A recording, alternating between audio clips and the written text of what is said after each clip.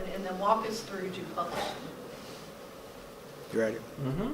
All right, so when I first get started writing something, there's really two different things. There's creative writing and there's the nonfiction stuff, which in my first book I kind of melded those two together, which, you know, to some people could be fiction, some people not, depending on their perspective, with it being a ghost story or folklore, but kind of put those two things together. But with the creative writing, I'd say, well, and with the nonfiction writing, you want to start with something that you're passionate about, something that you care about, because if you're not interested in something, you're not going to stick with it. So first, try to find something that you want to write about that you're passionate about. Secondly, with the creative writing, if I was going to do some creative writing, what I would do first is just try to make a picture in my mind. I would try to make that movie in my mind of what that scene looks like, or if I'm writing about a memory, for example, you know, try to really spend some time not creating anything, but just creating that picture in my mind and going to that place in my mind. You know, what did it smell like? Was the sun shining? You know, were my eyes squinted? Once I get that movie, then I'm basically just putting on paper and describing what I see. So that's where I would go from there. With the nonfiction, that's really going to look a lot like a research paper. You know, I'm going to spend a lot of time doing a lot of reading to get the facts. You have to get the facts first of what happened, and you have to take a lot of notes. Now, for me, with the nonfiction writing, which is what I've been mainly working on lately, the notes I take it on in pads. I went to Sam's Club, bought a big stack of legal pads. I've got them at home stacked up, and I just take these notes. Now, one thing I do is as soon as I have something formulated into a thought, as soon as I can put it on something electronic, then I transfer it to something electronic. But my thoughts and my brainstorming are on paper, so I can scratch things out, I can change it. But I do try to get it organized as quick as possible, because if I don't, you know, that will just get lost somewhere. But once I get that down, I put that all together.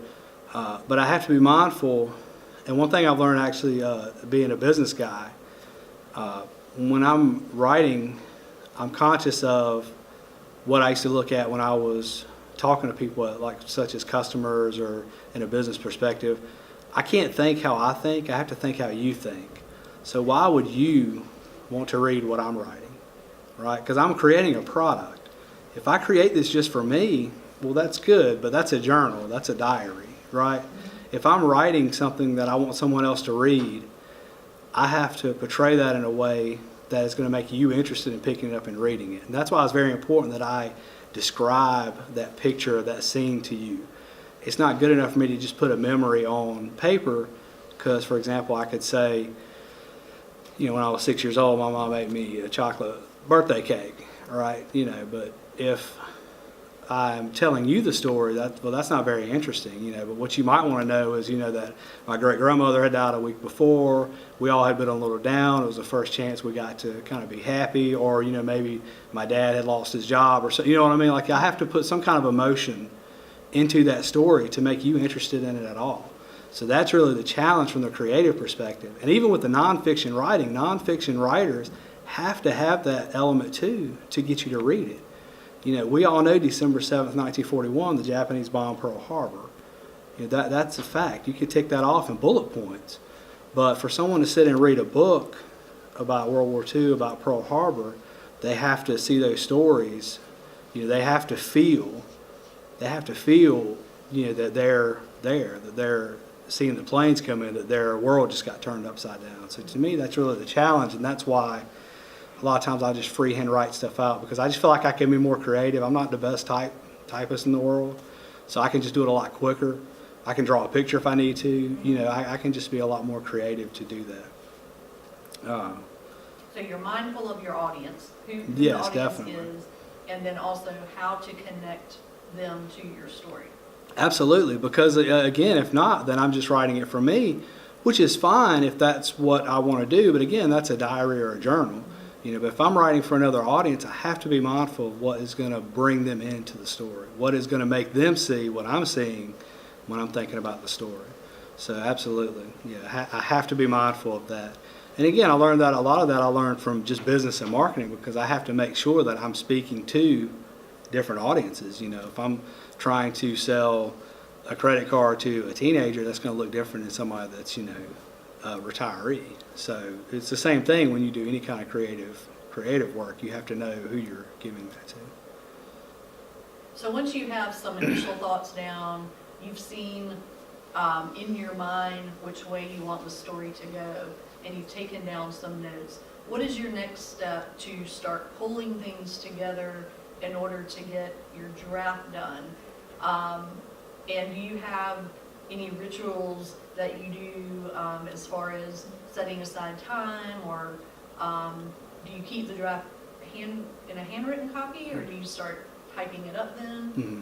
So I type it up. When I'm putting from the pad to the computer into like a word processing system, that to me is the start of the draft. So the way I write, I have to put it in small chunks, right? Like I can't, I personally can't do 45,000, 50,000 words from beginning to finish. That's just I can't create that way. Now some people that are like way better authors than me, like Stephen King, he might do that before lunchtime, just like a narrative rolling through.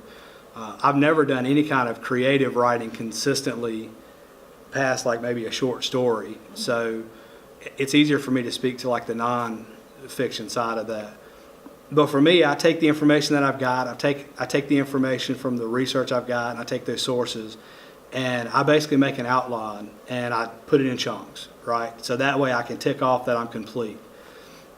Starting from the introduction all the way down to the bibliography, which we'll talk about a little bit later, but that's very important to keep that information consistent, because by the time you get to the end of it, the way I do it especially, if I haven't cited my sources at the beginning, I may have totally forgotten where I got something from, and it's important to have that. But we'll talk about that. But again, I get the outline going, and I spend a lot of time, surprisingly, I spend a lot of time looking at that, because I look at it as a roadmap.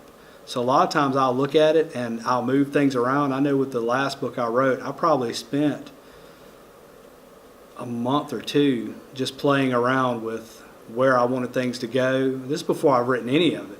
I mean, this is all theoretical at this point, that I'm going to even write this.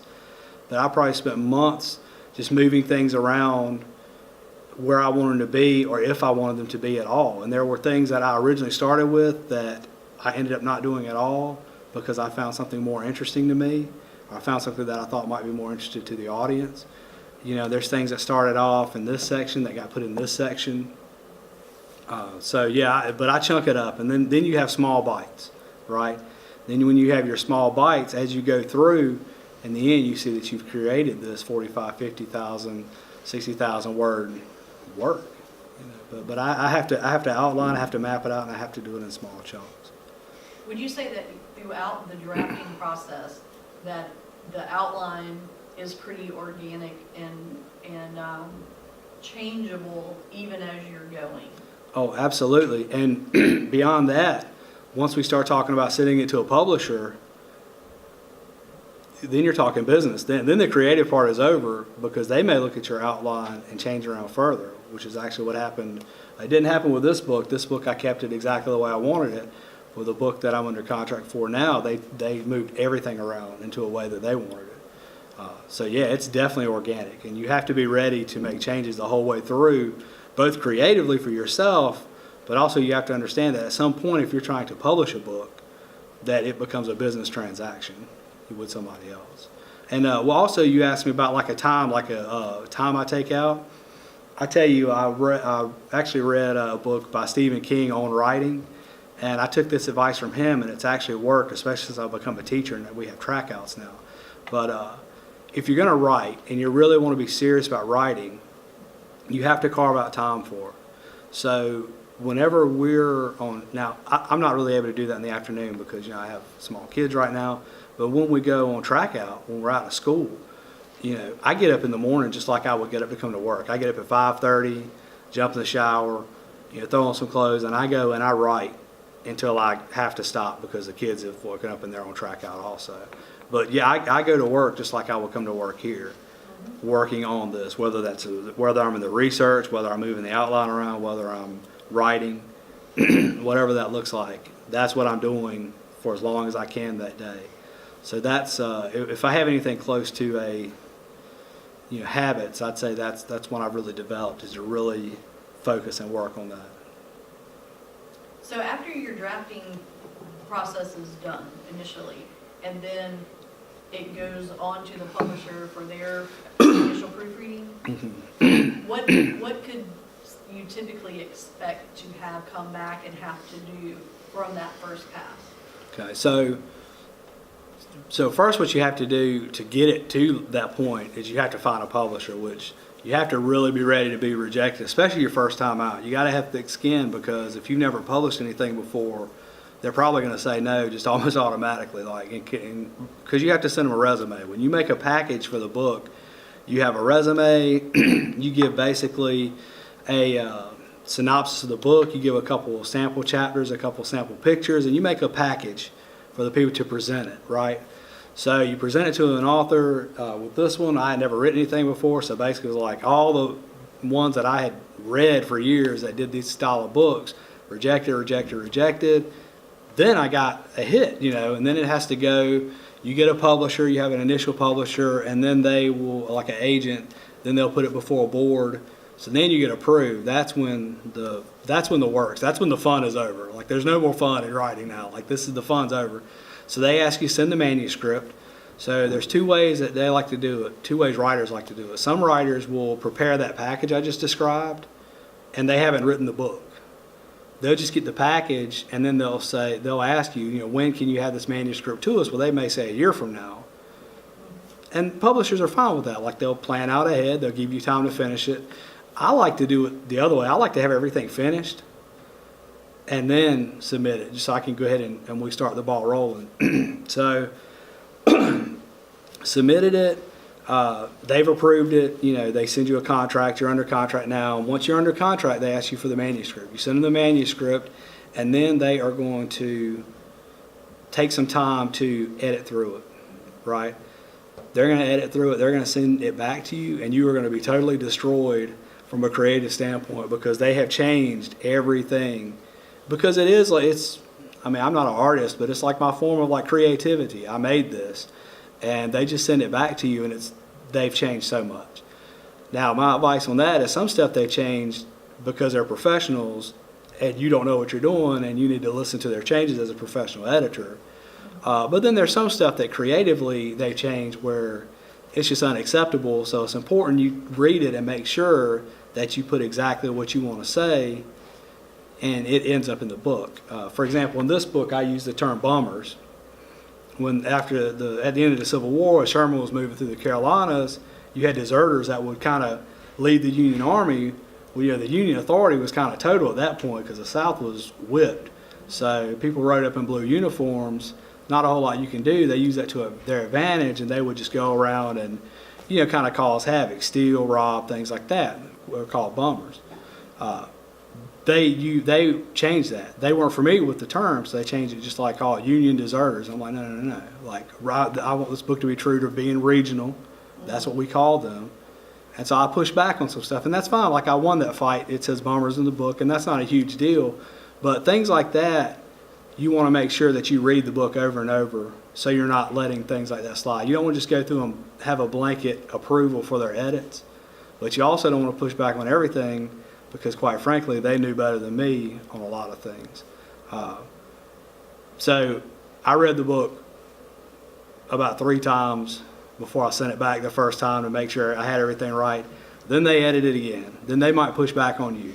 Then you push back. So it goes back and forth. With this book, I think it went at least 4 or 5 times back and forth. And this is not like an aggressive thing. It's just like a conversation. We think this is better. We think this is better. Long story short, I read this book about 10 times through. I haven't picked it up since it got published, other than to flip through and look at the pictures, because I've read it so many times. But that, like I said, that's where the fun, it kind of takes some of the wind out of your sails from a creative standpoint going through that process. But after that's done, then they give you a date where they're going to send you the book, and they sent me one of these. I looked through it, it looked really cool. Is everything approved on that? I give my approval, and then they start, they usually send you a box of free ones. You give your mom one, and everything. But so they did that, and then you're off and running. Now, again, we're talking about a business transaction, so they don't care about my creativity. They care about selling books. So I had to be prepared, and I had to commit to, as part of the contract, to appear in things that they wanted me to appear in. So I would have to go do book signings if they asked me to. I would have to go speak on the radio 3 or 4 times with this book. Never got on any kind of television program, but speak at book clubs. I'd have to go speak at book clubs. I'll like read something and like take questions. I spoke at the Raleigh Book Club for the elderly ladies one time. It was like 150, like 80-year-old ladies that were critiquing my book, and that was kind of tough. But you almost have to be ready to defend it, almost like it's a thesis or something at college. You have to be ready to defend your work because people are very critical. You know, like it's not maybe it's important to them, or maybe they see something, or maybe I made a mistake. You know, I'm a human. I make mistakes. You know, I don't understand this, you know, and then I read it and I'm like, well, man, maybe I can see that you don't understand that. Maybe I should have written it better, or maybe I'll let the editor change something I should have. So it's really a marathon once it gets approved of trying to get everything ready and get it sold and get it out there. Do you have any takeaways from the entire experience with this book, Ghosts of the Triangle, that you are applying to what you're writing now? Any helpful takeaways that you're using? Yes, I took a lot of things away. Writing is like anything else. Practice makes perfect, right?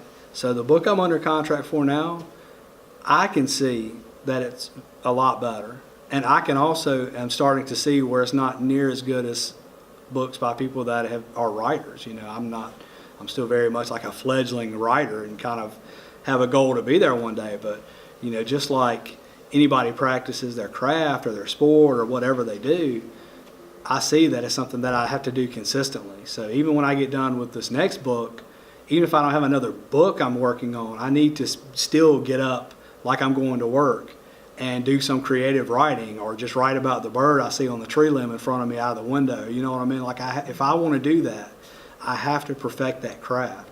So I learned that. I learned a lot about research from this one, because quite frankly, when I was in high school and had a chance with somebody that was trying to teach me how to do a lot of these things, you know, I'm back in the back daydreaming, throwing pencils at the ceiling.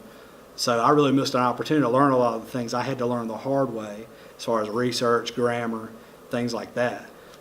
So I definitely have tried to educate myself and get better on those things as I go.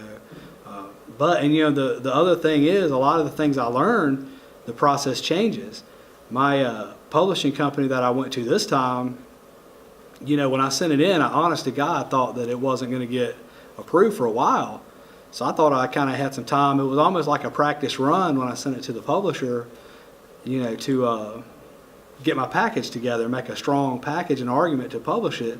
But it got picked up right away because I had a book that sold before that I guess had pretty fair amount of sales. So, you know, I had to like get going like a little bit quicker than I wanted to. So now I've learned that. So I learned next time I'm not going to jump until I'm ready to jump in, you know. Well, thank you. If you will wrap it up by giving us maybe a synopsis of what this first published book is about, in case any of us want to go out and purchase it and read it ourselves. Yeah, and I encourage everybody to purchase it strongly. But basically what the book is, again, my brother and I, we were born and raised here in Durham, North Carolina. So this area means a lot to us. And not just that, our family lineage goes back in this area to about the 1700s. And we have just not progressed very much, the Jackson clan. We have just been here a long time. So the area is very important to us. But also being Southern, folklore and ghost stories is very much a part of our culture. It just is. It just is. It's a way that we've passed things along and taught history throughout the years. So we wanted to put those things together and combine it.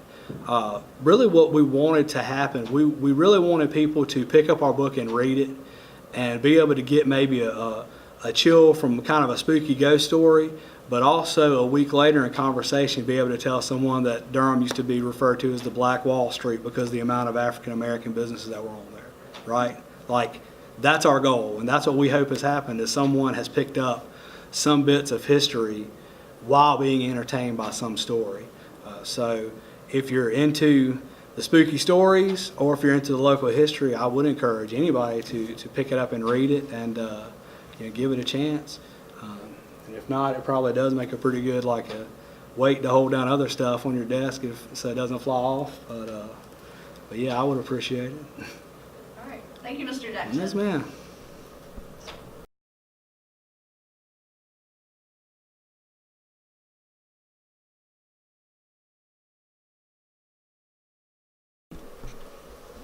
How do you keep track of your sources? That would be helpful too, because I give them, for the speeches where they have to incorporate outside stuff, I give them a log to keep track of their sources. Even if they don't end up using them, Yeah. I want them to go ahead and track them, and they're like, Yeah. But it comes in handy later when you're putting together that source page. Yeah, absolutely. So like how you, And so keeping that log, that's basically, it's the same thing I do. Now that is, when I talked about going from paper to online, I start that bibliography, that log of sources electronically from the beginning, because I don't want to lose that. Because even if I don't end up using a source in the book, there may be something that, there's some reason I looked at that source. So I may need to go back to it, or there may be some jewel there that I missed that I didn't know to look at until I had read the other 3 or 4 sources, right? So I like to definitely keep track of that. I didn't do it as good with this one. I mean, in all honesty, I didn't keep as good a track as I should have with my sources. But that's one thing that I learned to take away. My next book I did, the one I'm under contract for now, has a very strong bibliography because I did that from the beginning. If I use a newspaper or whatever, I kept that source. Now, you have to definitely be mindful if you're quoting something directly from that source, right? For the most part, the way I wrote things, I didn't necessarily like quote anything directly, but I still wanted to give them that credit at the end of the book to know that I use that source. And the reason is because when you're looking at a perspective of having done all the work that I had to do just to get that small book published, and like how much I've done to get this one to the point it's at, it's a lot of work. And I know that if someone wrote a book on their subject, they did a lot of work. So it's important to me to make sure that they get credit for doing that work. Now, there's a lot of stuff that you have to educate yourself on with the copyright laws if you're using photos. On this one, I took all the photos. My brother took some of the photos. That was not a problem. That's our property. In my next book, I used a lot of, basically all resources that I had got from the outside. Well, I thought I was going to use those pictures, but guess what? I learned about copyright laws, right? A lot of the things I couldn't use. Now, a lot of things are in public domain. This is a true crime book, so mugshots, crime scene photos, those are public domain things because they're taken by government agencies. The problem is you have to have a certain resolution to be able to print it in a book. So, in other words, I can't just go online, pull a mugshot off, and put it in the book. I have to have a high resolution copy. Well, funny thing is, if you go to the Raleigh Police Department and ask to thumb through their mugshot, they really don't have a whole lot of time to do that for you. And they're probably going to tell you to just go ahead and have a nice day and get out of their way so they can do the work. So that's very, very difficult. The people that are good at this, the people that you see that are true crime writers or that are history writers, these are people that have developed contacts over years with people that are willing to help them and do work for them, right? It's definitely something I see that you have to cultivate to get that, especially with the crime scene photos. I can imagine that's a long way down the road, being able to find someone that will go pull a box of evidence out and scan you high resolution photos. So if you see that in a book, you can see someone that's really done a lot of footwork to get that. Now, there's some pictures that are taken by other sources, maybe a newspaper or maybe just photographers taking it.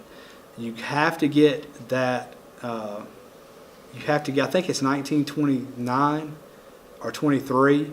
Anything done after that time period, you have to get that photographer's permission, or the owner of that photo. If it's a newspaper, you have to get that permission in writing to use that picture, or you just can't use it. Now again, if it's taken before that, if it's taken in 1918 and it's a photo by whoever, it doesn't matter, it's in the public domain, you're good to go. But anything after that, you have to get the permission, or your publisher should stop it, should be able to see and say, no, we're not able to use that. But if not, you really open yourself up to some form of litigation, I'm sure, or maybe they have to take the book off the shelf if the person complains or comes after you to take that out of the book. So you definitely want to be careful, because the last thing you want to do if you've done all this work, created this, and it gets out there and you're proud of it, is to see this taken off the shelf, or to see there be any kind of really controversy or attack on your work for just not checking or not giving credit where credit was due. But even the things that are in public domain, you still have to cite and give credit for where you got that from. If it was taken by a photographer in 1918, you want to definitely make sure that you cite that photography. If you got it from a museum or an archive, you want to make sure that you cite that. So is it, if you have a picture that you would like to use that's a copyrighted picture, would it be good enough to use the picture and cite it, or do you have to have the person's permission first to use it and still cite it? Yeah, absolutely. You have to have the person's permission to get it. For example, there is a doctor in Fayetteville who had done some investigation. I actually got a lot of information from him too, and I was already planning on putting him in the acknowledgments, citing him in the bibliography for just some information I found about the case in the book. But he also had taken some pictures. So I had to reach out to him, and he had copyrighted the picture, so I had to reach out to him, ask him for permission to use that picture, and he basically told me the way he wanted to be cited. You know, that's what they'll do, is they'll say, I want you to cite me as Dr. such and such, courtesy of. So yeah, you have to reach out and get that first. I can't just take his picture, put it in my book and say, courtesy of, or a picture taken by. I still open myself up unless I have something in writing saying that he gave me permission to use that picture. Is that different or the same as if you find a picture, a stock photo or some picture online, and you would like to use that, then do you have to trace it back to its source? A stock photo is generally going to come from some site. Like there are a lot of stock photo sites. But if you do just find a stock photo somewhere, and you use it, if it's a stock photo, if it's something somebody hasn't put their name on, probably technically you need to find like who owns that picture. But is somebody going to come after you over a picture of a tree or something? I don't know. I mean, I don't know the answer to that question, but probably technically, legally, you're probably supposed to get some permission for that. I was reading recently with, especially with so many videos available now to share and to use in presentations and things like that, that if you're going to use a video, that you need to, it's best to provide a link from the direct source, especially if you need to use snippets of the video to show, or even if you're repurposing that into your own type of work or collage, to go back to the direct source and give the audience a link so they can see exactly who produced it. Now there are provisions for, because you're probably wondering, like, well, why can I go on a website? Because for when I'm talking about the true crime, like a lot of the pictures I'd love to have, you can just find on a website. So there are laws, and really this was made for teachers, that if you're using something for an educational purpose, something you're not making any money off of, then you can use it. Basically, it's protected under that. So if I took all the things that I couldn't use because of copyright, put them on a website, Mr. Jackson's True Crime Stories, and that just is what it is. It's just a blog that I'm not monetizing in any way. Nobody can really say a whole lot about me as far as copyrights go. But the minute that you put it into something that's going to monetize it, then you have to get that permission from them to use it. So yeah, like as teachers, we can pretty much use anything we want to. It's why we can show movies here, and it's why we can take a picture of Indiana Jones and put them on a PowerPoint if we want to, and no one can really say anything because we have that right. We're using it for an educational purpose. But yeah, the second that we begin to monetize that, then it gets tricky and it falls under that purview. And actually, I probably should print it out. I have because my publisher sends the thing when you get to your contract. Then the very next thing you get is you get a packet of. I got electronically this time. Last time it was about that thick, but it was all the basic rules. Like, these are the things you need to know when citing. This is what you can do when doing this, doing this, doing this. Different editing companies are going to do things in different way. They're going to cite things different way. They're going to use different fonts or styles of writing. Like my publisher uses the Chicago style, the Chicago manual style. That's how they want their papers edited. They want to cite things in a certain way. So a lot of that's just going to be up to the editor. But they definitely try to inform you, and I learned a lot. I mean, that's the thing. I learned a little bit more each time. See, last time I take them on picture, so I didn't even read that part because it didn't matter. This time I really had to educate myself on it. So hopefully going forward, I won't make the same mistakes with photos that I will have now. I'll just be able to only capture and know who to talk to specifically each time. Okay. Well, thank you. If you have a last thought for what piece of advice regarding public domain or plagiarism like that you could give to students to wrap it up, what would you say? Yeah, I would just say to respect people's work like you would want them to respect your work if you were on the other end of it. Make sure you give credit where credit's due. If you give the credit, it's fine. It's fine to cite other people's sources. It's fine to use other people's sources. There's no book, especially if you're talking nonfiction. You can't walk down the nonfiction aisle where someone wrote that book where they didn't use some other source. Nobody has that all just in their head, so that's perfectly fine. You just want to make sure that you're doing it the right way and make sure you're giving credit where credit's due to make sure your work is legitimate and credible, as well as creative, because, that's the fun part. You just want to make sure you're doing it the right way. All right. Thank you. Yes, ma'am. Thank you.